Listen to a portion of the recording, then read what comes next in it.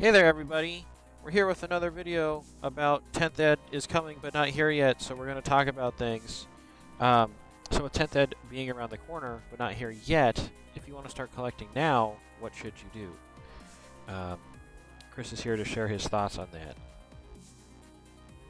So last week we talked about kind of picking out a faction and what you should do when it comes to that. We didn't get into specific details about what faction fits best for you, obviously, because it depends upon the person. However, I think the next best step, because I got a lot of questions last week, would be what models should you look at picking up first? And I think whether you're looking at your current faction or a new faction, starting up a new faction, getting into the game, we're in a really weird spot compared to normal because with indexes coming, we've already seen the new force org chart effectively, or the lack thereof. So for the first time, I think almost ever, there's going to be absolutely no requirement to have things like troops. Um, there is some benefits to them, as you can get like up to six uh, troop slots effectively, but there are no slots anymore for the most part. Um, but because we don't have these restrictions, or even when we had the ability to not take troops during, ninth and eighth, there was some sort of penalty, which was a loss of command points. Now that we don't have those, it's kind of, I don't want to say harder to say what should you pick up first, because when you're starting a new faction, we've always said, pick up a couple HQs, then some troops, and then once you have your minimums, then you can really expand out into what you think is cool. Well, for starters, we don't have those restrictions, so whatever you think is cool is probably the right answer. But if you can't really decide, because again, it's a new faction, or you're not really sure, I've already got a bunch of stuff, something like that, I've kind of come to the conclusion that one of the best answers to pick up going into 10th edition is your named characters. So if you have a named character like the Avatar of Kane, or one of your Primarchs if you're playing Space Marines, or even Chaos Space Marines, those big named characters are probably your best pickup right now. Do we know if they're going to be any good next edition? No. But they're most likely going to be playable in Index. That information we kind of figured out back in 8th edition, of not everything was great, but everything seemed playable. And if you've never played with a specific named character within your faction, now is probably the best time to explore that once we get the indexes. Furthermore, even if you decide that, hey, I'm never going to end up playing this guy, he's cool and interesting, but he's never actually going to have good rules because GW decided he's too old or something, right? It's still worth picking them up, because if you're doing the hobbying, getting ready for 10th, it's going to be a unique model. So now you're going to have a unique hobbying experience that you've never had before. And on top of all of that, because he's a unique model, even if you decide to use him as like he's a cool model, but his rules are terrible, now you'll have him built and painted, and you could use him as a proxy when you're trying to differentiate. I've got two captains or two whatever HQs that are generic HQs. If you want to tell them apart, you can say, hey, they're both, have the same war gear, whatever else, but this model, which is a cool, unique character, is going to be this one that has the relic or the warlord trait, and this other generic one is going to be the actual generic one. So it makes it a really good proxy. It's a good hobbying experience, and it's one of those things that as long as you get one that's in plastic, not one of the older resin ones, then you're not likely to get like a new sculpt and be like, oh man, I didn't really need this guy because I'd rather have the new sculpt. One of the only real exceptions to that is within Space Marines, when certain characters get switched over to a Primaris version. But if you're playing Admech, for example, even if you don't normally play the Mars pattern, you could pick up Basarius Call and have a fun experience building, because he's a very unique model. You can have a fun experience painting because he can be a cool centerpiece, even if you decide not to play Mars. And then you can have him, and he's not going to get a new model anytime soon, so it's a fairly safe bet.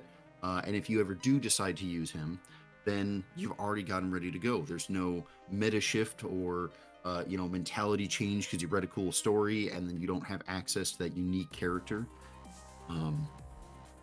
So when looking at kind of what to pick up while you're just kind of waiting around for 10th edition, I think unique named characters, no matter what faction you're in, are probably the best bet, both for hobbying and for potential play once 10th rolls around. Oh, well, that makes sense to me. They're also fun to paint. I mean, they're usually dripping with lots of neat bits. Yeah, I mean, as a Space Wolf player, a lot of my named characters, even if I decide not to play them, they almost always have a unique looking axe or a unique looking gun, a cape that doesn't show up anywhere else. So it's a nice way to be interested in them and paint something unique, build something unique. And I've played around with the idea before of picking up named characters more than once so that I could take all their cool pieces and kind of break them out into my other more generic characters. I think the other advantage is named characters tend to be a lot of points in the game, regardless of the edition. So, Sure. like, in a way, a named character and like a couple boxes helps get you to whatever point level you're trying to do faster. And you're probably going to take one anyway. Yeah, it depends on the edition and kind of where we're at in that meta. But most players, when they're starting out, they tend to gravitate towards a named character because those named characters usually have a plan about them, right? Like they synergize with this type of troop unit, or they synergize with this type of long ranged attacks or something like that. So because they have a kind of plan about them as you're exploring your new codex or index in this case, it's nice to kind of come with a built-in plan, and you're paying a bunch of points for that plan, but usually those buffs or that strategy that they really encourage is usually one of the best versions of that thing because they're a uniquely named character. Yeah, so let's say you had no Space Wolves somehow. And Sure. you were going to pick one character. Which one would you pick? Which named character?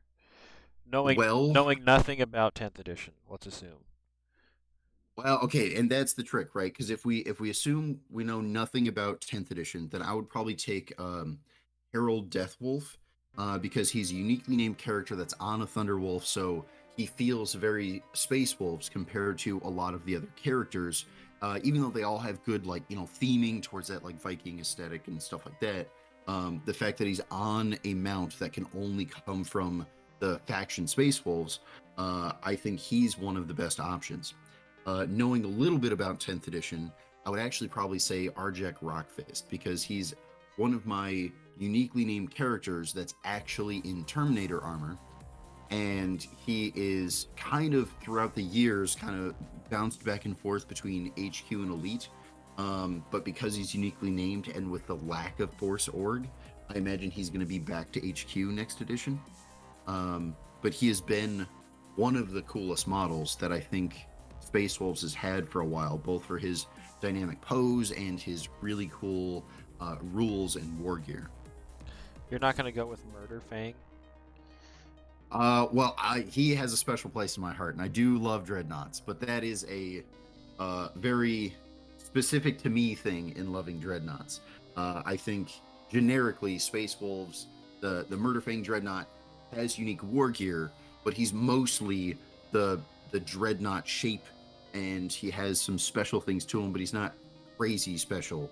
Whereas some of our named characters that are actually people, there's almost every bit about them, like their leg armor to their weapon to their shield to their heads, like literally every piece is unique on some of the regular characters compared to the named Dreadnoughts. I get you. Well, cool. Is there anything else you would like to add? No, if you're getting into a faction that has a Primarch or even a pseudo Primarch like Basarius Call or Abaddon or something like that, those are all relatively new models in the grand scheme of things. So they're almost always a safe bet, and they're a giant hobby project. That's not to say that you can't do them. They're just usually bigger models. So that's probably a really safe bet. Um, and then other than that, just like I said, find a named character that kind of you read in a cool story or you think has a cool model. Um, and as long as they're in plastic, they should be relatively safe as far as your long-term buying. So you're not gonna have to like rebuy that new, Dante or whoever else comes out later. Right, right. Oh man. Okay, well I think that's it. That's kind of the idea here. For sure.